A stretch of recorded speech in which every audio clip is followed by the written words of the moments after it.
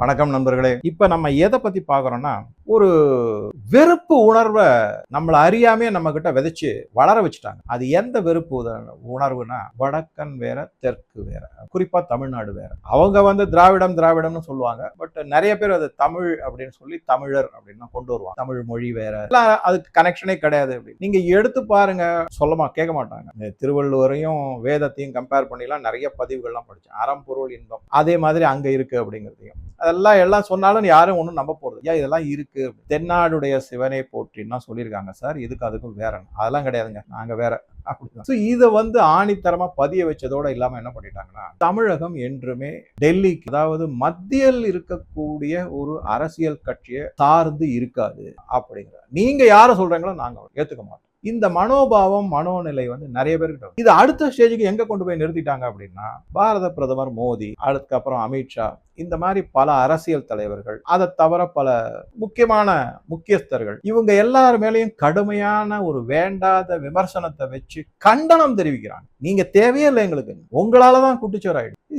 இந்த மாதிரி ஒரு நடவடிக்கையிலையும் இந்த மாதிரி ஒரு பிரச்சாரத்திலையும் ஈடுபட்டு மேலும் மேலும் வெறுப்பு உணர்வை தூண்டிவிட்டு அதிகப்படுத்திக்கிட்டே இருக்காங்க. இந்த மாதிரி ஒரு சமயத்துலதான் இப்போ செய்திகள் பரவலா எல்லா இடத்துலயும் திரு அண்ணாமலை அவர்கள் தனி கட்சி ஆரம்பிச்சு. இதுல வேடிக்கை என்னன்னா, பத்திரிகைகள், அதுக்கப்புறம் பல அமைப்புகள் போஸ்டர் ஒட்டுறது, பேனர் கட்டுறது, அண்ணாமலை படத்தை போட்டு, கொடி, அதுல இருக்கிற கலர் காவி, பிங்க், அப்புறம் இன்னொரு கலர் ஏதோ பார்த்தேன், அந்த கலர்லாம் போட்டு அதுக்கு சிம்பிள் வேற, பேர்லாம் வச்சுட்டாங்க, தமிழக ஜனதா கட்சி. இப்படி எல்லாமே போயிட்டு இருக்கு. இதெல்லாம் யாரு செய்யறாங்க, என்ன செய்யறாங்க அப்படிங்கறத பின்புலத்தை ஆராய்ஞ்சோம்னா பல அதிர்ச்சிகள் தான் பிற்காலத்துல தெரிய வரும். போஸ்டர் ஓட்டுறதோ இது பண்றதோ எல்லாம் வந்துடும். இது இன்னொரு வேடிக்கை என்னன்னா, அகில இந்திய ஊடகங்களும் இதை பத்தி டெய்லி டிபேட். அதனாலதான் நான் சொன்னேன், விஜய் முதலமைச்சரா ஆனதை விட அதிக அளவு பேசப்படுவது அண்ணாமலையின் ராஜினாமா கடிதம். அதை பத்தி கட்சியிலிருந்து ராஜினாமா, பாஜகவிலிருந்து அப்படின்னு அவர் செஞ்சுட்டாரா செய்யலையான்னு உறுதியான செய்தி வரல இன்னும்.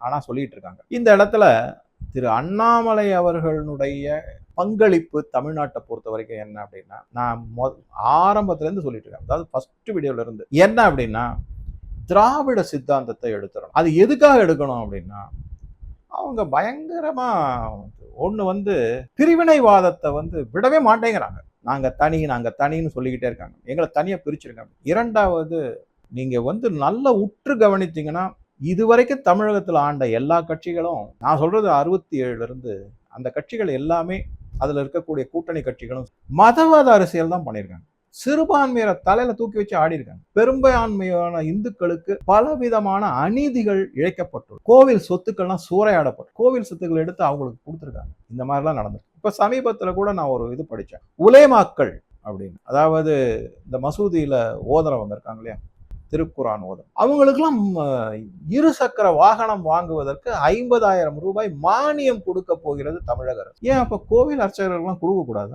அவங்க என்ன பாவம் பண்ணாங்க? இதுல பிரச்சனை என்னன்னா, கோவில்ல வர பணத்தை எடுத்து தான் கொடுக்க போறாங்க. கோவில்ல வர பணத்தை எடுத்து உலேமாக்களுக்கு இருசக்கர வாகனங்கள் வாங்குவதற்கு 50,000 ரூபாய் மானியம் வழங்க போகிறது இந்த தமிழக அரசு, விஜய் முதலமைச்சராக ஆட்சி செய்யக்கூடிய அரசு. அந்த மாதிரி ஒரு ப்ரொபோசல் போட்டிருக்கு. இதெல்லாம் பாத்தீங்கன்னா அநீதியின் உச்சம் பெரும்பான்மையான இந்து மக்கள். இதைத்தான், இந்த நேரேட்டிவை தான் அவர் மாத்தினார். திரு அண்ணாமலை அவர்கள் பயங்கரமா இதை எடுத்து செஞ்சாரு. மக்கள் அவர் பின்னாடி திரண்டாங்க. ஆனா நான் போன வீடியோல சொன்ன மாதிரி இதனுடைய பலனை அறுவடை செஞ்சது மிஷனரிஸும் விஜய் அவர்களும். அது மாதிரி செஞ்சுட்டு போயிட்டாங்க. அதற்கு முழு காரணம் யாரு அப்படின்னா, 2 முக்கியமான காரணங்களை சொல்லலாம். எனக்கு டிஎம்கே நான் குறை சொல்ல மாட்டேன், ஏன்னா அது எதிர்கட்சி, அவங்க அப்படிதான் செய்வாங்க, அப்படிதான் அரசியல் விளையாடுவாங்க. ஆனா கூட்டணி கட்சி அப்படின்னு சொல்லக்கூடிய ஏடிஎம்கே அவங்க செய்யலாமா? ஆனா செஞ்சுக்கிட்டே இருந்திருக்காங்க. அதனாலதான் திரு அண்ணாமலை அவர்கள் பல காலமாக சொல்லிட்டு இருக்காரு, இந்த கட்சியே வேணாம், நமக்கு நம்ம கொஞ்சம் கொஞ்சமா வளர்ச்சி அடையலாம். 13% 18% வரைக்கும் கொண்டு வந்தாரு.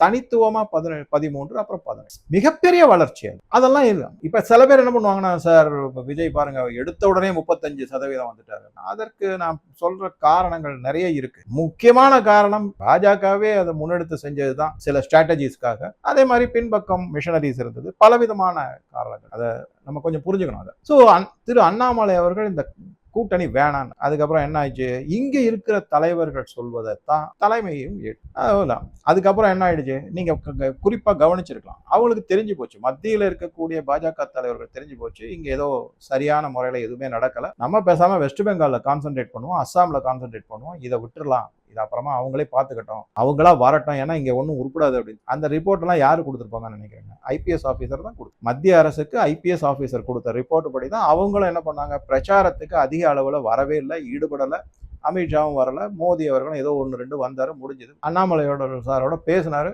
தோல்ல கை போட்டாரு, அவர் பாட்டுக்கு போயிட்டாரு, எக்கடகட்டு ஒழியட்டும், நீ கவலைப்படாத, நம்ம பார்த்துக்கலாம் பின்னாடி, அவர் கிளம்பி போயிட்டார். ஸோ என்ன எதிர்பார்த்தாங்களோ, அண்ணாமலை என்ன சொன்னாரோ அந்த ரிசல்ட் தான் வந்தது. 2 சீட்டு வந்தா 3 சீட்டு வந்தா அதிசயம்னாரு, ஒண்ணு வந்துருது, ஜனராஜன் ஜெய், அவ்வளவுதான். சரி, அலீஸ்ல வந்து அதாவது கூட்டணியில திரு எடப்பாடி பழனிசாமி, ஏடிஎம்கே எல்லாம் உள்கூத்து. ஏன்னா வாக்குகள்லாம் வாங்கியிருக்கிறத பார்த்தா 2024 பாஜக என்ன வாக்கு வாங்கிச்சோ அதே வாக்குகள் தான் இப்பயும் வந்திருக்கு. அப்ப ஏடிஎம்கே வாக்குகள் ஏன் வரலன்ற கேள்வி கண்டிப்பா வருது. சரி, இது ஒரு பக்கம். இதுக்கு அடுத்ததா கூட்டணி கட்சிகள் தன்னோட கட்சி வளரணும்ன்ற எண்ணமாவது இருக்கும். கட்சி பாஜகவில் இருக்கிற தலைவர்களே தன்னோட கட்சி வளரணும்ன்ற ஒரு ஆசை கூடவா இருக்காது. ஒரே காரணம் தான், அண்ணாமலை வளர்ந்துடக்கூடாது, அவரு முன்னாடி வந்துடக்கூடாது, அதற்காக நான் ஜெயிக்காட்டாலும் பரவாயில்ல, அவருக்கு பேர் வந்துடக்கூடாது. இப்ப எப்படி பரப்புரை செய்யறாங்கன்னா நீங்க ஆச்சரியப்படுவீங்க. அண்ணாமலை என் மண் என் மக்கள் யாத்திரை, அதுக்கப்புறம் 24 எலெக்ஷன்ல 13%, 18% எல்லாம் ஓட்டு வாங்கினாரு. நாங்க ஏடிஎம்கேவோட சேர்ந்தாக்க ஓட்டு வங்கி வந்து பாருங்க ஒண்ணுமே வரல. அப்பன்னா அண்ணாமலைக்கு இருந்த ஒரு ஓட்டு வங்கியோ அவரை ஆதரித்த மக்களுடைய செல்வாக்கோ அவருடைய செல்வாக்கோ சரிந்து விட்டதுன்னு பரப்புரை செஞ்சுட்டு இருக்காங்க. அதனாலதான் நாங்க தோத்து போயிட்டோம் அப்படிங்கிறோம். இதை விட இன்னும் ஒருபடி மேல போய் புள்ளி விவர கணக்கெல்லாம் வேற எடுக்கிறாங்க. நாங்க போட்டியிட்ட இடங்கள்ல இவ்வளவு, அதுல வந்து நம்ம ஓட்டு சதவீதத்தை மட்டும் எடுத்து பார்த்தோம்னா 19% வருது. முன்னுக்கு பின் முரணா, அண்ணாமலையார செல்வாக்கு போயிடுச்சு அதனாலதான் தோத்து போயிட்டோன்றாங்க. ஆனா 19% இருக்குன்னா அப்ப அண்ணாமலை செல்வாக்குனால அது வந்திருக்குன்றதே ஒத்துக்க மாட்டேங்கிறாங்க. என்ன மாதிரி புள்ளி விவரம், என்ன மாதிரி சப்பக்கட்டு இவங்க. இப்ப மத்தியில் இருக்கிற அமைச்சரும் சரி, முன்னாள் கவர்னரும் சரி, எதுக்காக இந்த எம்எல்ஏ எலெக்ஷன்ல போட்டியிட்டாங்கன்றதே தெரிய மாட்டேங்குது. இது வரைக்கும் அதுக்கு விடையே கிடையாது. ஒரே குறிக்கோள், அண்ணாமலையின் முக்கியத்துவம் வந்து. இதெல்லாம் வச்சு பார்க்கும்போது தமிழக பாஜக தலைவர், இதற்கு முன்னாடி நான் பல முறை சொன்ன மாதிரி தமிழக மக்களுடைய ஒரு மாறுபட்ட மனோவியாதி, நாங்கள் தனித்துவமானவர்கள், இதெல்லாம் வச்சு பார்க்கும்போது இப்போதைக்கு பாஜக தலையெடுக்க முடியாது, ரொம்ப கஷ்டம் அப்படின்ட்டு தான் அண்ணாமலையை வேற விதமா ப்ரமோட் பண்றதுக்கு மத்திய பாஜக தலைவர்கள் அனுமதித்து உள்ளார்கள் அப்படிங்கிறது என்னுடைய பார்வை. இப்ப அண்ணாமலை அவர்கள் என்ன செய்வாரு, தான் போட்ட ஃபவுண்டேஷன் இருக்குல்ல, அது நான் திருப்பி சொல்றேன், அவர் போட்ட ஃபவுண்டேஷன் உடைபடவில்லை, தகர்க்கப்படவில்லை. மக்கள் வந்து இவர் தலைவரா இல்லப்பா, இவர் என்ன பண்ண போறாரு, யாரோ தானே சீஃப் மினிஸ்டரா போறாங்க, அதுக்கு எதுக்கு நான் அந்த ஆளுக்கு ஓட்டு போடணும், நமக்கு தான் திராவிடமே வேணான்னு தானே அண்ணாமலை சாரே நம்ம கிட்ட சொல்லியிருக்காரு அப்படின்னு சொல்லிட்டு மனம் மாறியவர்கள் தான் அப்ப அந்த ஒரு ஃப்ரெண்ட்ஸில போட்டுட்டாங்க. குறிப்பா இன்னொன்னு கவனிங்க, ஓட்டுல 1,78,00,000 ஓட்டு தான் விஜய் வாங்கியிருக்காரு, அந்த கட்சி வாங்கியிருக்கு.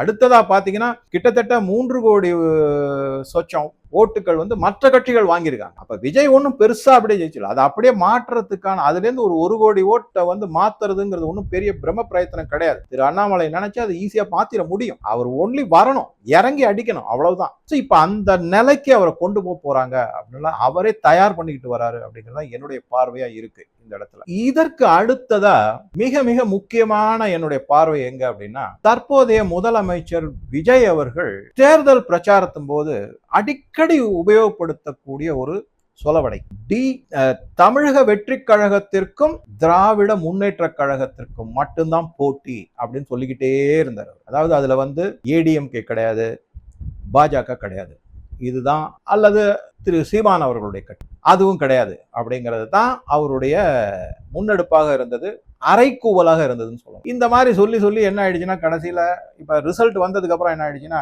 ஏடிஎம்கே இருக்கிற இடம் தெரியாம போயிடுச்சு, அங்க ஏகப்பட்ட குழப்பம். அது இனிமே அந்த கட்சி ஏதாவது ஒரு நிலைக்கு வருமா அப்படிங்கிறது ரொம்ப சந்தேகம். அது ஆல்மோஸ்ட் முடிஞ்சு போன கதை தான் அது.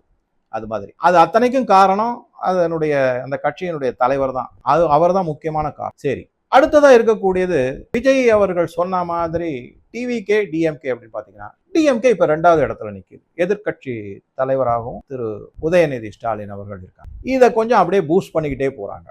எப்படி பூஸ்ட் பண்றாங்க அப்படின்னு பாத்தீங்கன்னா, இனிமே தாவேகாவிற்கு மாற்று டிஎம்கே தான் அப்படின்னு ஒரு பிரச்சாரம் ரொம்ப தீவிரமா போயிட்டு இருக்கு. அந்த பிரச்சாரம் எந்த அளவுக்கு தீவிரமா போகுது அப்படின்னு பாத்தீங்கன்னா, மக்கள் அதை கொஞ்சம் கொஞ்சமா நம்ப ஆரம்பிச்சிட்டாங்க. அப்பா இது 2 தான்ப்பா. ஏன்னா பிஜேபி கம்ப்ளீட்டா அவுட்டுங்கிற லெவலுக்கு ஒரு சீட்டு வச்சிருக்காங்களோட இல்லாம அந்த கட்சியின் மேலேயோ அல்லது அந்த இப்ப இருக்கக்கூடிய அந்த தலைவர்கள் மேலேயோ சுத்தமா நம்பிக்கை அற்று போய்விட்டது. திருப்பி அண்ணாமலை வந்து அடி அடியிலிருந்து ஆரம்பிக்கணும் அப்படிங்கிற என்னை பொறுத்த வரைக்கும் அது அடியிலிருந்து ஆரம்பிக்க வேணாம். அவர் ஒரு வார்த்தை சொல்லட்டும், நான் பிஜேபிக்கு திரும்பி வரேன், நான் தான் தலைமை எடுத்து நடத்த போறேன், இல்ல நான் தனி கட்சி ஆரம்பிக்கிறேன், நான் அதுல வந்து முன்னெடுத்து செய்ய போறேன்னா அப்படியே எல்லாம் இந்த பக்கம் சாஞ்சிருவாங்க. அவருக்கு வந்து ஏற்கனவே போட்ட ஃபவுண்டேஷன் ஸ்ட்ராங்கா இருக்கு.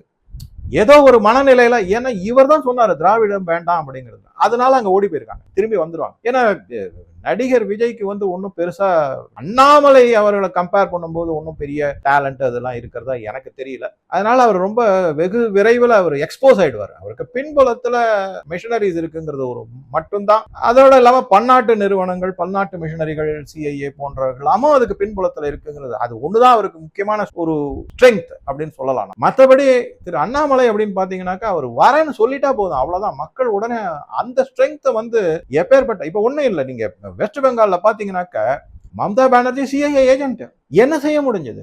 மக்கள் முடிவு பண்ணிட்டாங்கன்னா எப்பேற்பட்ட சக்தியையும் உடைச்சி எறிஞ்சிட முடியும். அந்த நிலைமையிலதான் இங்க அண்ணாமலை இருக்காரு. அவர் வரணும், அவ்வளவுதான் முக்கியமானது, அதுதான் முக்கியமானது. சரி, இந்த மாதிரி டிஎம்கே வந்து நாங்க தான் மாற்றுன்னு சொல்லிக்கிட்டே இருக்காங்க இல்லையா, அதை பூஸ்ட் பண்ணி விட்டுட்டு இந்த இடத்துலதான் உள்குத்துகள் நிறைய இருக்கு. அதாவது அரசியல் நிகழ்வுகள், நடவடிக்கைகள், முன்னெடுப்புகள்லாம் எப்படி போயிட்டு டிஎம்கேக்குள்ளேயே நிறைய உள்குத்து நடந்து அதிருப்தி நிலவுகிறது. பல தலைவர்கள், அதுவும் குறிப்பா சீனியர்கள், மூத்த தலைவர்கள் யாருமே வந்து இனிமே டிஎம்கேக்காக உழைப்பதற்கு தயாராக இல்லை. இதுதான் வெட்ட வெளிச்சமான உண்மை. அவங்களுக்கு இப்ப இருக்கிற எதிர்கட்சி தலைவரை மீண்டும் முதலமைச்சராக கொண்டு வரணுங்கிற ஆர்வம் எல்லாம் ஏதோ அரசியல்ல இருக்கணும், இதுவரைக்கும் கொள்ளையடிச்ச பணத்தை ஏதோ கொஞ்சம் பாதுகாப்பா வச்சுக்கணும், அது மட்டும்தான் அவங்களோட குறிக்கோள். ஏதோ சில பேர் வந்து இந்த டாஸ்மாகுக்காக உற்பத்தி செய்யக்கூடிய தொழிற்சாலைகளை வச்சிருக்காங்க, அந்த தொழில் நல்லா நடந்தா சரி, பணம் வந்துகிட்டு இருந்தா சரி, அதுதான் அவங்களுடைய தலையாய குறிக்கோளா இருக்கு. அது ஒண்ணு. இன்னொரு விதத்துல பாத்தீங்கன்னாக்க இந்த தொண்டர்கள்னு சொல்லக்கூடியவங்களுக்கு தேர்தல் சமயத்துல சென்று சேரக்கூடிய பணம் சேரவில்லை. நடுவில் இருக்கிற தலைவர்கள் எல்லாம் கொடுத்த பணத்தை எல்லாம் சாப்பிட்டுட்டாங்க. அதை பத்தின பல தகவல்கள்லாம் வந்துகிட்டே தான் இருக்கு. முன்னாள் முதல்வர் திரு ஸ்டாலின் அவர்கள் பல தலைவர்களை கடுமையா சாடி இருக்காரு அப்படின்னு. இன்ஃபேக்ட் வந்து யார் யாரெல்லாம் தோத்து போயிருக்காங்களோ அவங்க எல்லாம் வந்து ரிசைன் பண்ணணும், அந்த நிர்வாகிகள்லாம், கட்சி நிர்வாகிகள் ரிசைன் பண்ணணும் அப்படின்னு சொல்லி அவங்க ரெடியா காத்துட்டு இருக்காங்க, ரிசைன் பண்ணிட்டு தாவேக்கால ஜாயின் பண்றது. அதனால முன்னாடி அந்த மாதிரி சொன்னவர் வந்து இப்ப வாய மூடிட்டு இருக்காரு திரு ஸ்டாலின் அவர்களே. இது என்னடா, இது நம்ம தெரியாம சொல்லிட்டோமோ, ரிசைன் பண்ணுங்கன்னு சொல்லிட்டா சரி ஓகே இந்த வச்சுக்க ரெசிக்னேஷன் லெட்டர்னு சொல்லிட்டு அந்த பக்கம் போய் ஃபார்மை வாங்கி ஃபில்அப் பண்ணி தாவேக்கால மெம்பர்ஷிப்பா செஞ்சுட்டாங்க. பணமும் இருக்கு, எப்படியோ அடிச்சு பிடிச்சி ஏதோ ஒரு பதவி, ஏதோ ஒரு மாவட்ட செயலாளர், மண்ணாங்கடி செயலாளர்னு ஏதோ ஒன்று வாங்கிட்டோம்னா நம்ம அரசியல் வாழ்க்கையை ஓட்டிடலான்ற மனநிலைமையில தான் இருக்காங்க, நிறைய பேர் இருக்காங்க. அதனால அதை வந்து ஜாஸ்தி ஒரு, அதாவது கடுமையான ஒரு நடவடிக்கை எடுக்க முடியாத நிலைக்கு தான் திரு ஸ்டாலின் அவர்கள் தள்ளப்பட்டுள்ளாருங்கிறது என்னுடைய ரீடிங், படிக்கிற நியூஸை வச்சு நான் சொல்றேன். ஆக மொத்தம் டிஎம்கே மனதளவுல ஒரு இமேஜினேஷன்ல நாங்க தான் மாற்று அப்படின்னு சொல்லிக்கிட்டு இருக்கிறதுக்கு எந்த அடிப்படையும் எந்த நியாயமும் இல்லை அப்படிங்கறதுதான் உண்மை. சரி, இந்த இடத்துல என்ன பண்ண போறாங்க அப்படின்னு பார்த்தோம்னா, எதனால டிஎம்கேவுக்கு இந்த மாதிரி ஒரு அசாத்தியமான மன உறுதி, நாங்க தான் தமிழக வெற்றி கழகத்திற்கு மாற்று அப்படின்னு? இதுக்கு என்னன்னா, அவங்க 2029க்கு 40க்கு 40 எல்லாம் பேச ஆரம்பிச்சிட்டாங்க ஜெயிக்கிறதுக்கு பாராளுமன்ற தேர்தல். என்னுடைய அனுமானம் வந்து 2029ல டீலிமிட்டேஷன் வந்துச்சுன்னா, அதோட விமன்ஸ் ரிசர்வேஷன் பில்லும் பாஸ் ஆயிடுச்சுன்னா, அநேகமா ஒன் நேஷன் ஒன் எலெக்ஷன் வந்துடும். அப்ப தமிழ்நாடு அசம்பிளிக்கும் எலெக்ஷன் வரதுக்கான சாத்திய கூறுகள் இருக்குங்கிறது தான் முக்கியமான செய்தி. ஸோ இது எல்லாமே பார்த்தோம்னா 2029ல நான் கண்டிப்பா நம்புறது திரு அண்ணாமலை அவர்கள் முதலமைச்சராக வருவார். ஒருவேளை பாஜக ஏதாவது ஒரு சில நடவடிக்கைகள் எடுத்தாக்க இருக்கிற தலைவர்களை வந்து ஒதுக்கி வச்சுட்டு வேற புது தலைவர், புது ரத்தம் வந்து திரு அண்ணாமலை அவர்களை முதலமைச்சராக அறிவிப்பார்கள் என்பது என்னுடைய எதிர்பார்ப்பு. இது பார்க்கலாம் எப்படி போகுது அப்படிங்கிறத பார்க்கலாம். இது நடுவுல கண்டிப்பா அவர் வந்து, நான் இன்னும் நம்புறேன், அவர் உத்தரப்பிரதேச எலெக்ஷன்ல அவருக்கு வந்து ஒரு முக்கியமான ஒரு பங்கு இருக்கு. அவர் அங்க எலெக்ஷன் அப்சர்வரோ இல்ல மேனேஜ்மெண்ட்டோ ஏதோ செய்யறதுக்கு அனுப்புவாங்கன்னு நான் இன்னும் நம்புறேன். ஏன்னா என்னுடைய நண்பர்கள் அது மாதிரி சொல்றாங்க, அவருக்கு நல்ல அனுபவம் இருக்கு, அவர் வருவாரு அப்படின்னு சொல்லிட்டு இருக்காங்க. பார்க்கலாம் அதை. ஸோ ஏடிஎம்கே ஒரு மாதிரி முடித்து வைக்கப்பட்டது. பாஜகவினுடைய நிலைமை மிக மிக கேவலம். இந்த மாதிரி ஒரு சிச்சுவேஷன்ல தான் டிஎம்கே தன்னை ஒரு மாற்று கட்சியாக, தாவேகாக்கு மாற்று கட்சியாக ப்ரொஜெக்ட் பண்ணிக்கிட்டே வராங்க. நான் பல முறை சொன்ன மாதிரி விஜய் அவர்களை நிம்மதியா டிஎம்கே ஆள விடாது. ஏன்னா பணமும் மீடியாவும் இன்னைக்கு அவங்க கையில இருக்கு. Number 1 point. இரண்டாவதா, எப்பவுமே நான் அடிக்கடி சொல்றதான், கவர்மெண்ட் வேணா விஜயோடதா இருக்கலாம். சிஸ்டம் திராவிட முன்னேற்ற கழகம் 60 ஆண்டுகளாக அமைக்கப்பட்ட அரசு அதிகாரிகளுடைய சிஸ்டம். அதை உடைச்சு எரியறதுங்கிறது கொஞ்சம் கஷ்டமான வேலை. அதனால அவரால் நிம்மதியாக ஆட்சி செய்ய முடியாது. இந்த மாதிரி ஒரு மனோநிலையில இருக்கும்போதுதான் மத்தியில் இருக்கக்கூடிய பாஜக தலைவர்களான திரு மோடி மற்றும் திரு அமித்ஷா அவர்கள், ஒருவேளை திரு அண்ணாமலை அவர்கள் இப்ப டெல்லிக்கு போயிருக்காருல, சரிப்பா நீ ரிசைன் பண்ணு, கட்சி ஆரம்பிச்சுக்கோ அப்படின்னு சொல்லலாம். அப்ப சொல்லும் போது என்ன சொல்லுவாங்க அப்படின்னா, ஐயா திமுக காரங்களே, விஜய்க்கு மாற்று டிஎம்கே கிடையாது, எங்க ஆளு இருக்காரு, திரு அண்ணாமலை தான் மாற்று அப்படின்னு கொண்டு நிறுத்துவாங்க. அதை நேரடியா நிறுத்துறாங்களா, பாஜக மூலமாகவே நிறுத்துறாங்களா, இல்ல ஒரு தனி கட்சி மூலமாக நிறுத்துறாங்களாங்கிறது தான் நம்ம பொறுத்திருந்து பார்க்கணும். அது எந்த மாதிரி முன்னெடுப்புகள் செய்யறாங்கிறதையும் பார்க்கணும். ஆனால் பலரும் இன்று பாஜக ஒழிந்து விட்டது, திரு அண்ணாமலையினுடைய அரசியல் வாழ்க்கை முடிந்து விட்டதுன்னு சொல்வதை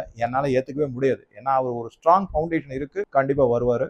அது எப்படி வராரு, யார் மூலமா வராரு, நேரடியா தானே தனியா வராரா, இல்ல பாஜகவினுடைய கேண்டிடேட்டாவே, சிஎம் கேண்டிடேட்டாவே வராரா அப்படிங்கிறது தான். ஸோ இந்த ஒரு சிச்சுவேஷன் 1 மாசம் தான் ஆகுது, அதுக்குள்ளேயே டிஎம்கே பலவிதமான ஆட்டங்களை ஆட ஆரம்பிச்சுட்டாங்க. அதனாலதான் இந்த மாதிரி சில அவசர கதியில சில நிகழ்வுகள்லாம் நடந்துகிட்டு வருது. இந்த திருப்பி நான் சொல்றேன், திரு அண்ணாமலை அவர்களுக்கு இந்த நாட்டினுடைய கலாச்சாரம், நாகரிகம், பண்பாடு, தெய்வ வழிபாடு, இது எல்லாத்துலயும் அதீத நம்பிக்கை இருக்கு. அவருடைய ஒரு வீடியோ இருக்கு, நீங்க ஏன் அரசியலுக்கு வந்தீங்க அப்படின்னு கேட்டீங்க. அதுக்கு அவர் சொல்றாரு, தனி கட்சி ஏன் ஆரம்பிக்கணும், அதுக்கு சொல்றாரு, நான் மோடி ஐயாக்காக தான் வந்தேன் அப்படின்னு சொல்லிட்டு 28 மே தன்னுடைய ஐபிஎஸ் பதவியை ராஜினாமா செய்துவிட்டு மோடி அவர்கள் அழைத்தார்கள் என்று வந்தேன் அப்படின்னு. ஸோ இந்த மாதிரி எல்லாம் இருக்கும்போது நான் திருப்பி சொல்றேன், இந்த நாடு சார்ந்த ஆதார அடிப்படையான கோட்பாடுகளோட தான் அவர் ஆட்சி அமையும். அந்த மாதிரி தான் அவருடைய முன்னெடுப்புகள். அதனாலதான் நான் அடிக்கடி என்ன சொல்லுவேன் அப்படின்னா, டிஎம்கே ஒரு ஆட்டம் ஆடிக்கிட்டு இருக்காங்க, அதற்கு எதிர்த்து இன்னொரு ஆட்டத்தை பாஜக எடுத்திருக்கு. அதுலதான் அடிக்கடி என்ன சொல்லுவாங்கன்னா, if you know the game we know how to play smart. தமிழக வெற்றி கழகத்திற்கும் தற்போதைய முதலமைச்சர் விஜய் அவர்களுக்கும் மாற்றாக வரப்போவது திரு அண்ணாமலை அவர்கள் தான், டிஎம்கே கிடையாது. ஸோ உங்க கருத்துக்களை பதிவிடவும் நன்றி, வணக்கம்.